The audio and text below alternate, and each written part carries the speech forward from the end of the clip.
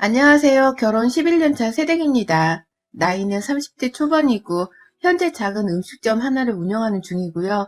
자영업을 시작한 지는 벌써 4년이 되었고 코로나가 터지긴 했지만 그 시기를 견뎌가면서 나름 입에 풀칠은 하며 잘 살아가고 있습니다. 결혼해서 지금까지 신혼냄새를 솔솔 풍기며 행복하게 지내보고 있는 중이기도 하고요. 제가 사연을 보내는 이유는 다름이 아니라 저와는 너무 괴리감이 느껴지는 시어머니를 고발하기 위해서입니다. 내 가정에 돌을 던지는 것과 다름없어 보이는 짓이긴 하지만 내 속에 사이다 한 잔을 시원하게 들이부을 수 있는 통쾌한 일이기도 한지라 망설이지 않고 지난 결혼 생활의 사연을 적어보내봐요. 재밌게 읽어주세요. 저희 시부모님은 제가 결혼하기 전부터 저에게 같은 직종에서 일을 하고 있다면서 무지하게 반가워하셨어요. 시부모님께서도 작은 음식점을 운영하고 계셨거든요. 당연히 막 사업을 키우고 있었던 저희 식당과 비교를 했을 때 시부모님이 운영하고 계시는 식당은 엄청 큰 식당이었습니다. 그럼에도 같은 업종에서 일하면서 보고 느끼고도 생각하는 것이 비슷할 것이라며 시아버지께서 유독 저를 예뻐라 하셨습니다. 결혼도 하기 전에 제가 일하는 가게에 와서는 가게에 손봐야 할 인테리어 같은 것들도 직접 손으로 땅땅거리며 수리를 해주셨고 또 제 식당 안에서 담소를 나누다가 손님이 오면 시아버지가 먼저 나서서는 손님을 봐주기도 하셨어요. 저 혼자 계산대에서 장사하고 있는 모습을 보더니만 문자로 슬쩍 네가 내 며느리가 된다는 게 너무 자랑스럽다 라면서 힘이 되는 말씀을 해주기도 하셨고 사회적 거리두기가 시행되면서 장사가 힘들어졌을 때에도 일부러 자신의 친구 2분 정도를 데리고 와서는 밥을 먹고 가기도 했습니다. 당연히 계산도 하셨고 퇴근길에 커피라도 한 잔 사 마시라면서 아버님이 용돈을 더 얹어주신 적도 많았어요. 그렇다 보니 전 결혼하기 전부터 내 남편의 여자가 되는 것보다 시아버지를 가족으로 두게 된다는 사실이 더 기쁘기도 했어요. 친아버지처럼 잘 챙겨주고 또 식당 일에 대해서 좋은 조언도 많이 해주셨던 아버님이 너무나 든든하고 또 큰 힘이 되었죠. 어린 나이에 식당 일을 시작한 저를 보는 아버님도 늘 기특해 하는 것 같았고요. 그런데 결혼을 하고 나서 이런 저를 시어머니가 많이 시샘하고 있다는 걸 알아챘습니다. 시아버지가 예뻐라 하는 며느리라는 말씀을 결혼 전부터 자주 하기는 하셨어요. 결혼하고 나서는 저를 며느리 혹은 이름을 부르는 게 아니라 내 남편의 가장 예뻐하는 여자애 라고 하면서 칭해 부르시더라고요. 듣기 거북스러운 그 말을 말입니다. 처음엔 장난인 걸 알고서 웃으며 받아쳤는데 이게 지속되어 가다 보니 기분이 슬슬 나쁘더라고요. 시아버지한테 예쁨 받는 며느리는 며느리인데 왜 하필 여자애라고 칭하시나 싶어서 말이죠. 그런데 이건 저뿐만 아니라 제 남편도 듣기 거북스러웠나 봐요. 그가 몇 번 듣더니 하루는 날 잡아 자기 혼자 시댁을 찾아가서는 시어머니와 단판을 짓고 왔더라고요. 집에 가서 다시는 그렇게 저를 부르지 말라고 화를 내고 왔으니 이제는 걱정하지 말라고 하면서 말입니다. 그리고 그 후 정말로 시어머니께서는 더 이상 시아버지의 이쁨 받는 여자애 어쩌고 하는 소리를 다시는 입 밖에 꺼내질 않으셨습니다. 그리고 그 몇 주도 안 된 시간 동안의 경험 덕분에 저는 뼈저리는 교훈을 얻었어요. 결혼 생활이 아무리 행복할 것 같고 또 시댁들이랑 잘 지낼 것 같아도 결국 시어머니는 시어머니시니 조심을 해야 한다는 것을 말이죠. 시아버지가 예뻐한다고 팔불출처럼 좋아만 하지 말고 옆에서 시샘을 하고 있을지도 모르는 시어머니의 기분까지 잘 살펴보면서 눈치껏 살아야 한다는 것을 그때 제대로 경험했습니다. 그리고 얼마 후 저는 이 교훈을 실전에서 써먹을 수 있는 기회를 얻게 되었죠. 한동안 시어머니가 저희 부부를 불편하다면서 잘 찾지도 않으시더니 어느 날 시아버지랑 2분이서 저희 가게를 찾아오셨어요. 지난번에 호칭 문제로 껄끄러운 일이 있었던 것에 대해서는 언급도 안 하셨지만 시어머니는 제 눈을 잘 마주치지도 못하셨고 옆에서 시아버지만이 어떻게든 분위기를 띄워보겠다면서 제게 계속 말을 걸고 계셨습니다. 그러다가 어머님은 절 찾아온 본론을 꺼내시더라고요. 그건 바로 집에서 가정예배를 드리는 일이었습니다. 저는 무교이고 부모님께서 어쩌다 한 번씩 산행을 할 때마다 저를 들리는 무성의한 불교 신자셨어요.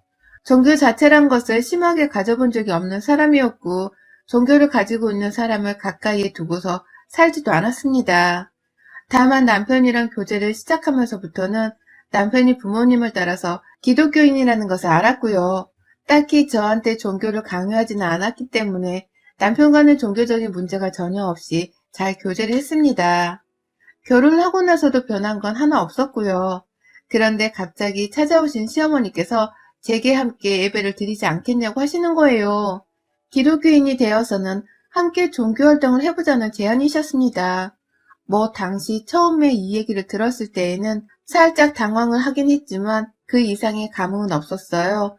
그저 오랜만에 시부모님을 두 분 다 뵌 것이었고 어떻게든 흠 안 잡히고 그저 잘 보이고 싶다는 생각만 있었기 때문에 시어머니의 말씀도 겉으로는 무척 귀담아 듣는 척을 했습니다. 아주 약간 제가 당황해 보였는지 옆에서 시아버지가 네 시어머니가 너한테 강요하는 건 아니고 그냥 얼마 전에 호칭 문제로 서로 오해를 한 것도 있는 것 같으니 잘 지내보고 싶다고 예배를 같이 드리자고 생각한 거야. 그러니까 부담 가지지 말고 네 시어머니를 한번 따라봐. 라면서 말씀을 덧붙이셨어요. 그러니 저도 아버님 말씀에 일리가 있다며 또 그냥 무조건 네, 알겠습니다. 라고 대답을 할 수밖에 없었습니다. 가장 중요한 건 시어머니가 지금 어떤 기분이고 또 내가 어떻게 하길 원하는지였기 때문에 최대한 어머님 의견에 맞춰드리려 했어요. 그런데 진짜 이거 못해주시더라고요. 코로나 때문에 교회를 나가기도 힘들고 그냥 집에서 가족끼리 다 같이 모여 기도하는 시간을 가지며 정을 나누고자 하더니만 어머님이 거의 매일같이 저희 집을 찾아오시더라고요. 가정예배를 드리기 위해서 말입니다. 저희 부부의 하루 일과를 잠시 말씀드리자면요. 저희 남편은 아침에 보통의 회사원들처럼 출근을 해야 했고 저는 대부분 식당에 쓸 음식 재료를 구하러 새벽 시장을 다녀온 후 잠시 잠이 들고는 했거든요. 그도 아니면 아예 늦잠을 자고서는 밤 늦게까지 식당 장사를 하고서 집으로 들어오곤 했고요. 지난 한 해 동안은 장사가 너무 안 되기도 했고 정부에서도 장사를 못하게 하는 바람에 출근하지 못한 날들도 많았지만 저 스스로가 게을러지는 걸 보고 싶지 않아서 늘 식당으로 일하러 나가던 스케줄에 맞게 하루를 지냈습니다. 식당에 못 나가는 대신 집에서 요리 유튜브를 해보면서 식당 홍보에 열을 올리기도 했었고요. 그렇게 나름 바쁘게 각자의 스케줄을 따라서 살고 있었습니다. 가정예배를 얘기하시던 시어머니께서 그 예배를 드리는 장소로 저희 집을 고르셨더라고요. 일방적으로 말입니다.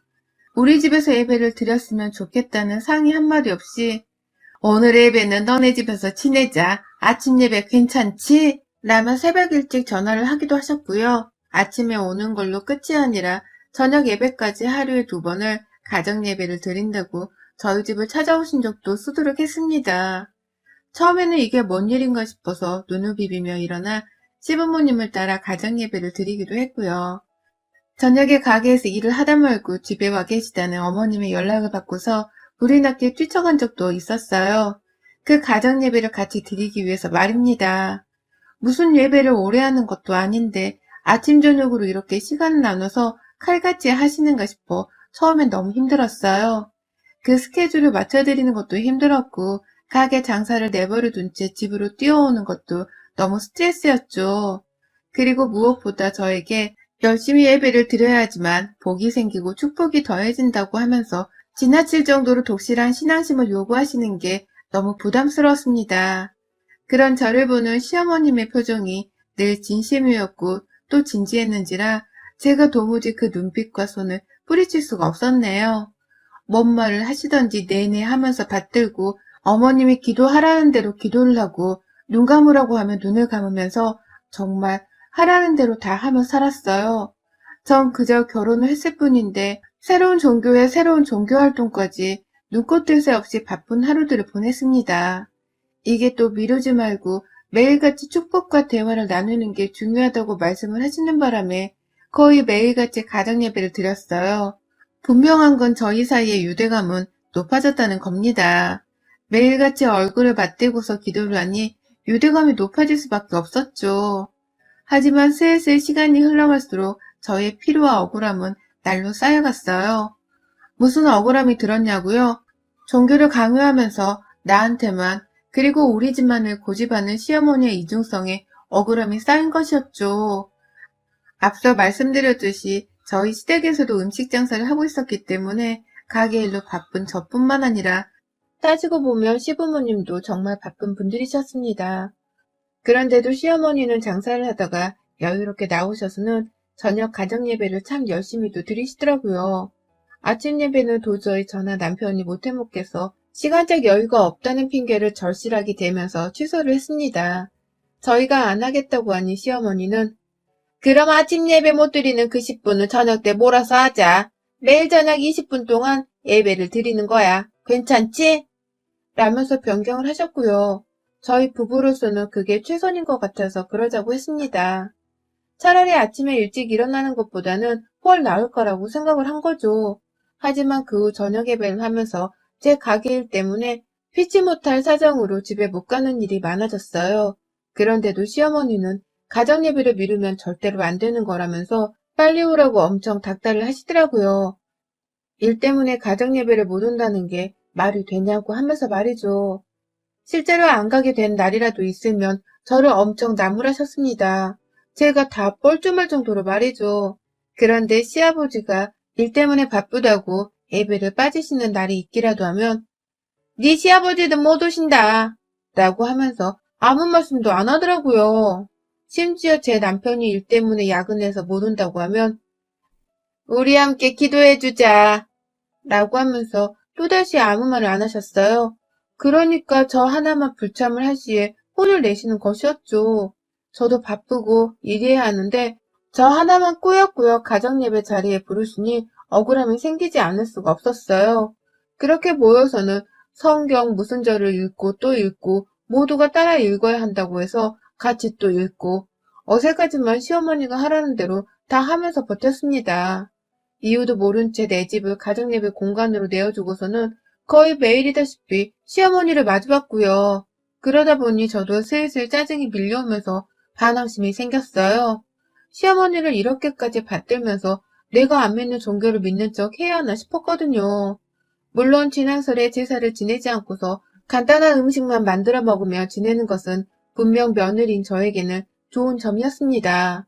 하지만 그 대신 매일 저녁마다 명절과도 다름이 없는 시간을 시어머니랑 보내고 있는 것과도 다름이 없었어요. 더군다나 예배는 저녁 식사 후에 드리는 게 좋다면서 어머님이 자꾸 말씀하시는 바람에 언젠가부터는 제가 어머님의 저녁 밥상도 차려드리고 있더라고요. 어머님도 예배 시간보다 훨 일찍 저희 집에 오셔서는 밥을 얻어먹겠다는 자세로 우두커니 거실에 앉아 계셨고요. 그러면 저는 일을 하다가 어머님이 오셨다는 말씀을 듣고 집에 와서는 저녁밥을 차리거나 아예 저희 식당에서 밥거리를 싸가다가 집에서 함께 식사를 해야 했습니다. 진짜 결혼을 안 하는 게 차라리 나았겠다 싶을 정도로 시어머니를 볼 일이 너무 많았어요. 그 와중에도 시어머니는 저 하나만 무조건 예배를 오게 해야 한다면서 닥달을 하셨고 시아버지랑 남편이 일 때문에 예배에 참가하지 못한다고 하면 아무 잔소리도 하지 않은 채 그냥 침묵을 일관하셨어요. 오히려 기도를 하는 동안에는 우리 집 남자들의 일이 잘 풀리게 해달라는 기도를 올리기도 하셨고요. 그쯤 되니 혹 시어머니가 나를 골탕 먹이려 이러시는 게 아닌가 싶었습니다. 너무 적나라히 나한테만 종교와 예배를 강요하는 그 모습을 보니 그러고도 남을 것 같았어요. 게다가 이 집안에서는 저 혼자만 기독교인이 아니었는지라 혹 나의 종교를 어떻게든 바꿔보기 위해서 가정예배를 강요하시는 게 아닐까도 싶더라고요. 생각해볼수록 있는 모든 가능성을 열어두고서는 전 그렇게 시어머니를 향한 원망을 점점 키워나갔습니다. 우리 집에서 그만하자는 말씀도 드려봤고 저도 일이 중요하기 때문에 일을 하게 내버려 두라 말씀도 슬쩍 꺼내봤었는데요. 그때마다 제 말을 못 들은 척 하면서 기도만 하려 하시던 어머니께서 하루는 제가 일 때문에 못 간다고 아예 선포를 한 그날 식당으로 찾아오셨어요. 너 내가 가정예배 빼먹으면 안 되는 거라고 했지? 그건 한번 미루기 시작하면 큰일 나는 거야. 집착을 하는 게 아니라 겨우 20분 기도하러 오는 것에도 정성을 못 쏟는 네 태도가 짜증이 나서 혼 좀 내야겠다. 라고 하면서 말해줘. 그때 식당 안에 막 손님을 받아서 두 테이블에 6명 정도의 손님이 계셨는데요. 다짜고짜 그러고 소리치며 들어오셔서는 하나님 어쩌고 기도 어쩌고 하는 소리를 해대시니 제 얼굴이 다 화끈거렸습니다. 겨우 손님들께 양해를 구하고서는 밖으로 나오니 시어머니는 저를 따라 나오면서 그게 어디 가서 죄송하다고 사죄를 해야 할 일은 아닌데 왜 네가 손님들한테 양해를 구하니? 너 내가 창피하니? 라고 하면서 쪼아대시대요. 그러니 저도 남의 가게 앞까지 찾아와서 더 이상 소란을 피우시지 말라면서 한바탕 소리를 질렀죠. 어머님, 저도 할 만큼 하고 있잖아요. 일까지 접어두고 기도하러 오라는 게 무슨 말이에요, 도대체. 라고 하면서 말이죠. 저의 이 한마디에 시어머니는 바로 입을 꾹 다무시고는 가게를 떠나셨고요. 저는 그렇게 어머님이 가시는 걸 분명히 확인하고 나서야 가게에 들어갔어요.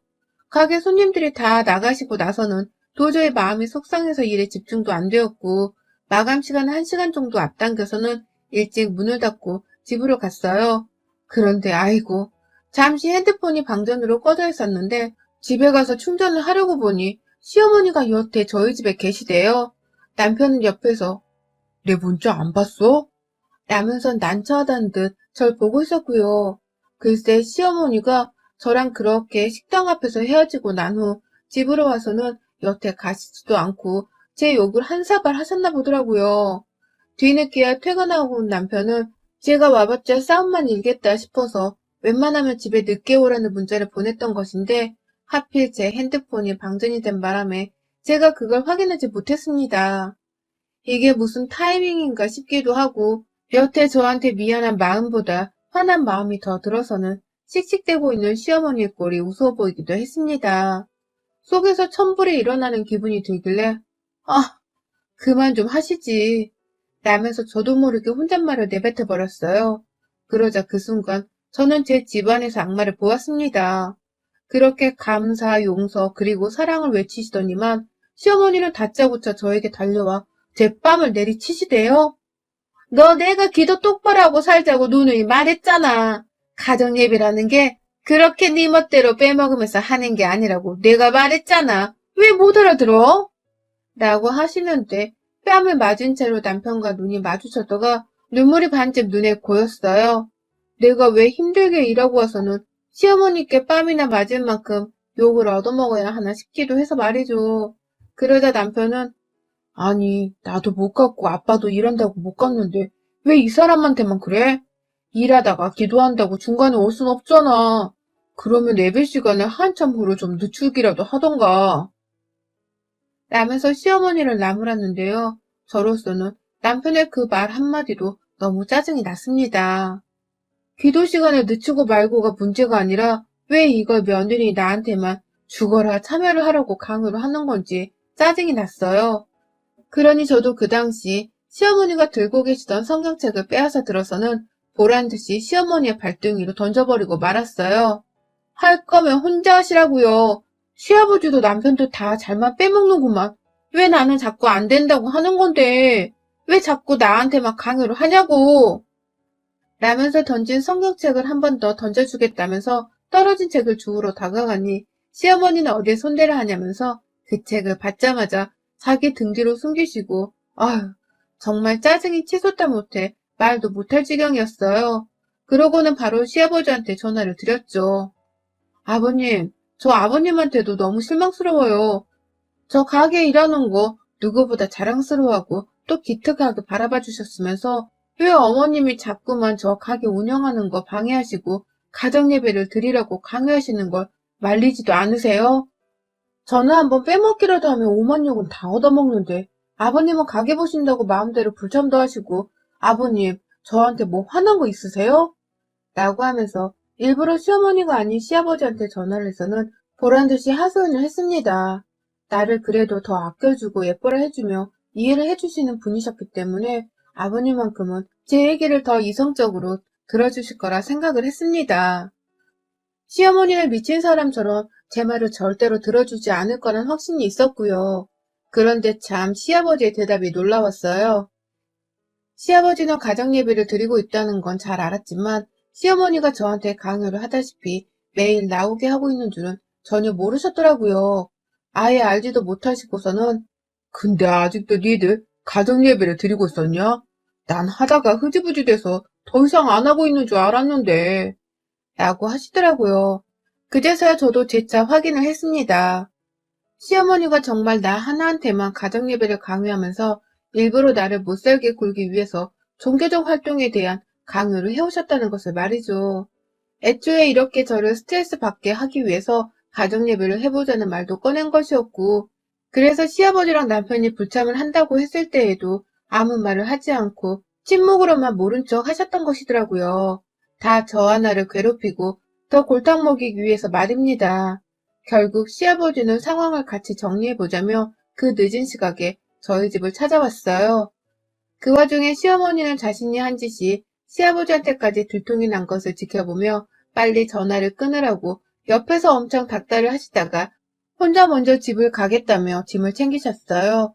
저는 그걸 끝까지 붙들어 놓고는 오늘 한번 끝장을 내보자면서 시아버지를 기다렸어요. 어디 도망가려 하세요? 오늘 진짜 끝장 한번 내보자니까요? 라고 외치면서 말이죠. 그리고 시아버지는 헐레벌떡 집에 들어오자마자 죄 없는 성경책을 시어머니로부터 뺏어들어서는 제가 한 것처럼 똑같이 시어머니를 향해 집어 던지셨습니다. 아이고, 며느리랑 잘 지내본다고 해서 가정예배를 하라고 내가 직접 며느리한테 설득까지 했는데 당신이 이러려고 예배를 하겠다고 한 거야? 음식 장사 힘든 줄 뻔히 알면서 옆에서 며느리를 그렇게 못살게 굴고 있었어? 어쩐지 저녁 장사를 할 때마다 바빠 죽겠는데 집 간다고 나설 때부터 내가 알아봤다. 어쩐지 이상하더라. 라고 하면서 아주 역정을 내셨어요.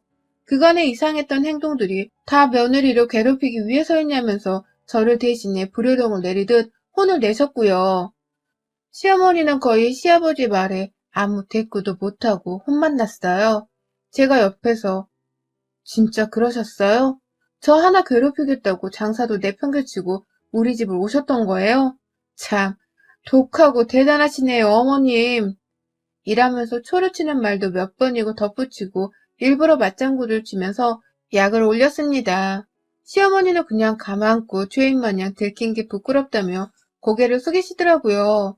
그러다가 빨리 며느리 쉬도록 집에 가자며 나가라고 보채는 시아버지의 말씀에 응, 지금 나가요. 라고 하면서 성경책 하나를 소중하게 집어들고서는 바로 집을 나가셨죠. 그게 딱 추석 전 일어난 일이었습니다. 그 후 시어머니는 절대로 다시는 저녁 예배 혹은 아침 예배를 언급하면서 저희 집을 찾아오지 않으셨어요. 아니, 못 오신 것이었죠. 감히 또 예배 어쩌고 하면서 나 괴롭힐 생각하지도 말라며 언지를 줬고 문 앞에는 예배 금지라고 큼지막하게 종이에 프린트를 해서는 테이프로 칭칭 붙여놓기도 했거든요. 그 후 추석이 되었을 때에도 저희 부부가 시댁에 안 간 바람에 시어머니 얼굴을 뵐 수는 없었어요. 명절에 시댁을 찾지 않았음에도 시어머니는 여전히 시아버지의 눈치를 보고 계신 건지 저한테 따로 연락이 없으셨고 그 후 아버님만이 간간히 저희 식당을 직접 찾아오시면서 얼굴을 비춰주셨어요. 시어머니 문제에 대해서는 아버님께서도 재차 사과를 해주셨고 저는 아버님의 마음을 충분히 잘 알고 있었는지라 바로 용서를 한다고 말씀을 드렸어요. 다만 시간이 필요하니 이렇게 당분간은 시어머니 소식을 모른 채 가게 일에만 집중하고 싶다는 의사도 누누이 밝혔고 시아버지도 충분히 이해를 한다면서 그 후로는 다신 시어머니의 이름을 제 앞에서 언급하지 않고 계시답니다. 종교에 있어서 아무 편견도 아무 생각도 없는 한 사람이었지만 지난 결혼 생활 내내 겪었던 시어머니로부터의 예배에 관련된 그 시집살이는 정말 혹독했습니다. 내가 어떻게 그 시집살이를 다 견뎌냈을까 싶었을 만큼 다시 생각해봐도 그 시절이 참 끔찍하네요. 저는 요즘 십자가만 봐도 괜히 심장이 벌렁거리고요. 시어머니 비슷한 외모의 또래분들만 보아도 괜히 눈을 피하고 자리를 피한답니다. 저 진짜 시어머니께 된통 당하긴 당했던 것 같아요. 이제라도 그 괴롭힘에서 든든한 아버님을 곁에 둔 채 벗어날 수 있게 되어 천만다행인 듯 합니다. 그와 더불어 저는 문 앞에 붙여져 있는 예배금지 종이도 당분간은 절대로 떼지 않을 거예요. 여러분의 생각은 댓글로 남겨주세요. 오늘도 시청해주셔서 정말 감사합니다.